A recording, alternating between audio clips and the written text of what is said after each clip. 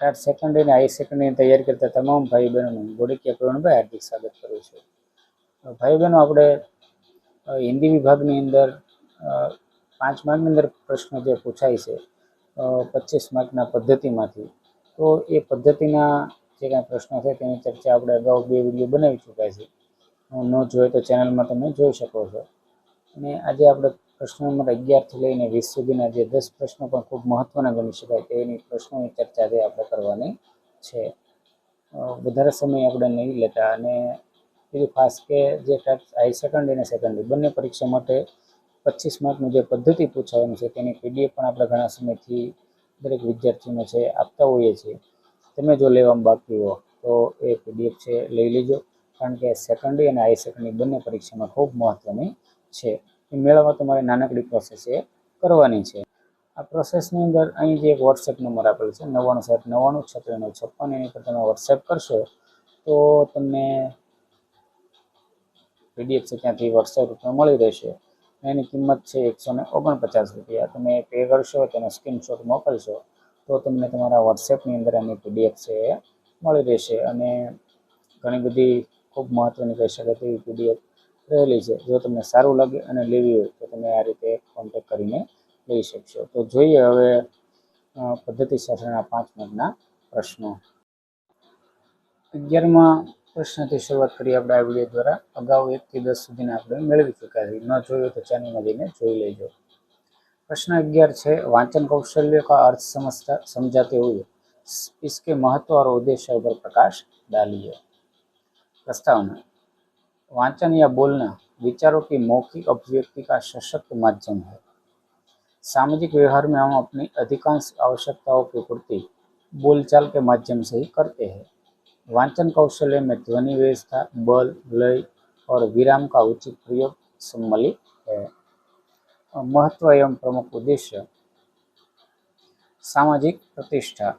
शुद्ध और प्रभावी वाचन व्यक्ति को समाज में प्रतिष्ठा दिलाता है और उसे कुशल नागरिक बनाता है।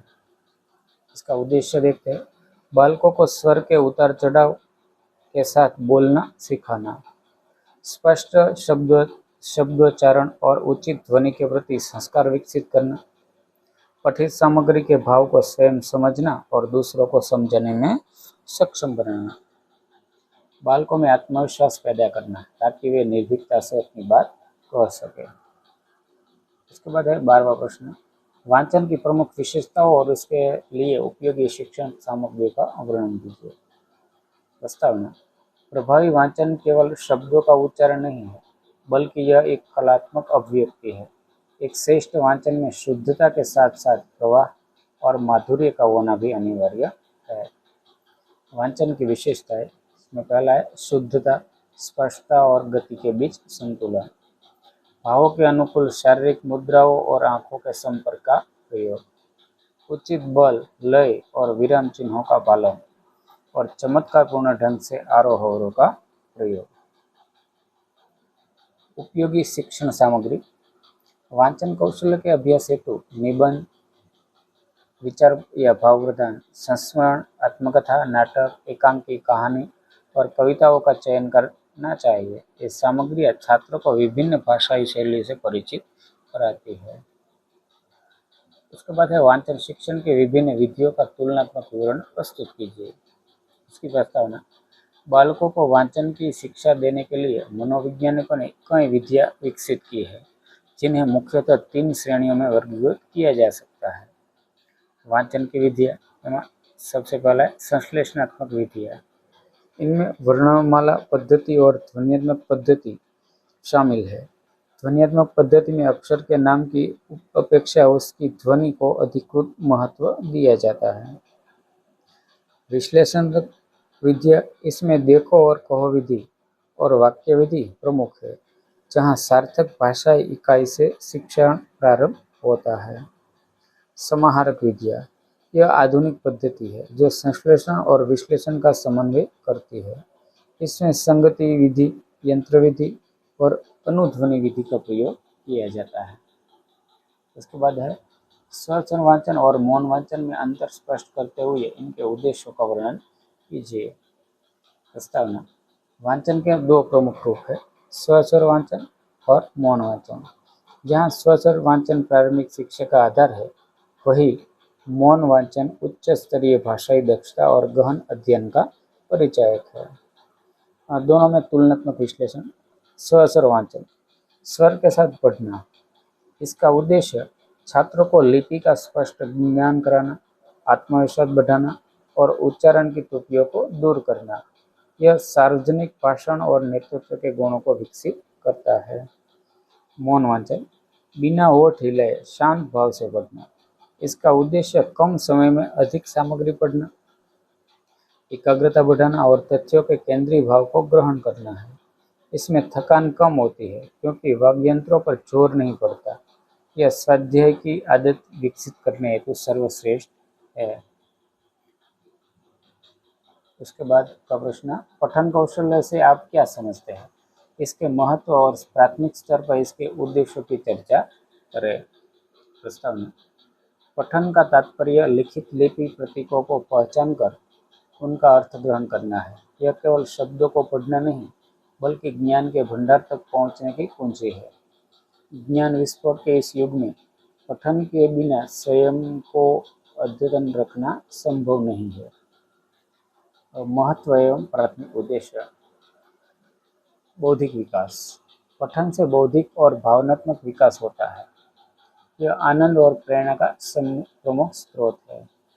प्राथमिक स्तर पर उद्देश्य देखते हैं तो छात्रों को लिखित लिपि प्रतीकों की सहज पहचान कराना, वस्तुओं और चित्रों को देखकर उनके नाम याद करने की क्षमता विकसित करना, समान ध्वनियों के बीच सूक्ष्म अंतर को समझना और छोटी कहानियों को पढ़कर सुनाने की योग्यता प्राप्त करना। 16वां है, पठन शिक्षण की प्रमुख विधियां, वर्ण, शब्द, वाक्य और व्यवहारिक का विस्तृत वर्णन कीजिए। तो पठन सिखाने के लिए शिक्षक को छात्र की आयु और रुचि के अनुसार उपयुक्त विधि का चयन करना चाहिए।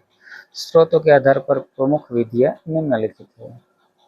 प्रमुख पठन विधियां, इसमें पहला है वर्ण विधि। इसमें पहले वर्णों की पहचान कराई जाती है, फिर बारखड़ी याद कराई जाती है। शब्द विधि, यहाँ शब्दों के माध्यम से वर्ण सिखाए जाते हैं। इसके सार्थक शब्दों पर बल दिया जाता है। वाक्य विधि, यह इस सिद्धांत पर आधारित है कि वाक्य ही भाषा की अर्थपूर्ण इकाई है। इसमें आज्ञार्थक और लघु वाक्यों का प्रयोग होता है, जैसे अमर, आ, घर चल, छत पर चढ़। और व्यावहारिक संयुक्त विधि, यह विधि छात्रों की आयु और समय की सीमाओं को देखते हुए उपयुक्त दो या अधिक विधियों का एक साथ उपयोग करती है। उसके बाद का प्रश्न है, लेखन कला के आविष्कार का मानव सभ्यता पर क्या प्रभाव पड़ा? लेखन कौशल्य के प्रमुख उद्देश्यों को लिखिए। लेखन कला मानव सभ्यता का सबसे क्रांतिकारी आविष्कार है।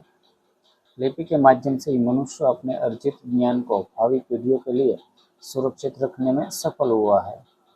लेखन के बिना एक सभ्य समाज और इतिहास की कल्पना करना असंभव है। लेखन कौशल्य के उद्देश्य, भाव और विचारों को लिखित रूप में प्रस्थापित प्रदान करना, स्पष्ट सुलेख, शुद्ध वर्तनी और व्याकरण सम्मत भाषा का प्रयोग करना, विराम चिन्हों का यथोचित प्रयोग करना, लिखित अभिव्यक्ति के विभिन्न रूपों, पत्र, निबंध, कहानी, संवाद में निपुणता प्राप्त करना। इसके बाद का प्रश्न है, लेखन कौशल्य का महत्व बताते हुए इसके विभिन्न प्रकार सुलेख, अनुलेख व श्रुतलेख को स्पष्ट करें। प्रस्तावना, भाषा पर पूर्ण अधिकार प्राप्त करने के लिए लेखन का अभ्यास अपरिहार्य है। यह बौद्धिक विकास और सांस्कृतिक आदान प्रदान का प्रमुख माध्यम है। अभ्यास की प्रकृति के आधार पर लेखन के 3 प्रकार है। लेखन के प्रकार, सुलेख, इसका अर्थ है सुंदर लेख। इसमें वर्णों की बनावट, शिरोरेखा और शब्दों के बीच की दूरी पर विशेष ध्यान दिया जाता है। अनुलेख, पुस्तक या शामपट की सामग्री को झोंकाते हुए देखकर लिखना। इसका मुख्य उद्देश्य शुद्ध वर्तनी का अभ्यास करना है। श्रुतलेख, सुनकर लिखना। इसका उद्देश्य सुनी गई ध्वनियों को एकाग्रता, शुद्धता और तीव्र गति के साथ लिखने का अभ्यास करना है। इसके बाद है लेखन कौशल के विकसित करने की प्रमुख विधियां की समीक्षा करें। प्रस्तावना। लेखन एक शारीरिक और मानसिक समन्वय की प्रक्रिया है। सुंदर और स्पष्ट लेखन विकसित करने के लिए कुछ मनोवैज्ञानिक विधियों का प्रयोग किया जाता है, जो प्रारंभिक स्तर पर अत्यंत प्रभावी होता है। प्रमुख लेखन विधियाँ। खंडश लेखन विधि। इसमें पूरे वर्ण को एक साथ लिखने के बजाय उसे छोटे छोटे खंडों में लिखना सिखाया जाता है। रूप अनुसरण विधि। इसमें छात्र बिंदुदार अक्षरों के ऊपर अपनी कलम चलाकर अक्षरों की आकृति बनाना सीखता है। तुलना विधि। इसमें छात्र अपने द्वारा लिखे गए वर्ण की तुलना किसी आदर्श वर्ण से करता है और स्वयं अपनी त्रुटियों में सुधार करता है। अनुलेख विधि। आदर्श प्रतिलिपियों को देखकर बार बार अभ्यास करना। त्यारबाद 20वां है भाषा शिक्षा के लिए चारों भाषाई कौशल्य सुनना, बोलना, पढ़ना लिखने के अंतः संबंध और उनकी परस्पर निर्भरता पर विश्लेषण कीजिए। प्रस्तावना। भाषा शिक्षण एक एकीकृत प्रक्रिया है। सुनना, बोलना, पढ़ना और लिखना ये सारे कौशल्य एक दूसरे से पृथक नहीं बल्कि परस्पर अंतः संबंधित और एक दूसरे पर आश्रित है। भाषा शिक्षा के लिए इन कौशल्यों के अंतर संबंधों को समझना अनिवार्य है। कौशल्य का विश्लेषण एवं अंतर संबंध। ग्रहण। इसके अंतर्गत श्रवण यानी कि सुनना और पठन आते हैं।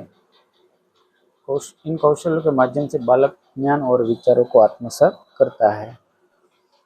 अभिव्यक्ति। इसके अंतर्गत वाचन और लेखन आते हैं। इनके माध्यम से बालक अपने अर्जित ज्ञान और भावों को प्रकट करता है। परस्पर निर्भरता। एक अच्छा श्रोता ही अच्छा वक्ता बन सकता है और व्यापक पठन ही श्रेष्ठ लेखन का आधार तैयार करता है। ये सभी क्रियाएं मन और मस्तिष्क के जटिल समन्वय द्वारा संचालित होती है। निष्कर्ष देखते हैं। तो भाषा कौशल्य का व्यवहार पक्ष संप्रेषण की क्षमता है। शिक्षक का लक्ष्य इन चारों स्तंभों को समान रूप से सुदृढ़ करना होता है, क्योंकि कौशल्य की निर्बलता संपूर्ण भाषाई विकास को प्रभावित करती है। तो आ रीते विद्यार्थी मित्रों આપણે 11 થી લઈને 20 સુધીના એટલે 10 પ્રશ્નો આપણે આ વિડીયો દ્વારા છે એ મોટા પ્રશ્નો એટલે કે 5 માર્કમાં કેવા પૂછાય તેની ચર્ચા જે કરી। હવે મળીએ આપણે નવા વિડીયોમાં, ત્યાંથી દરેકને પરીક્ષાની શુભેચ્છાઓ।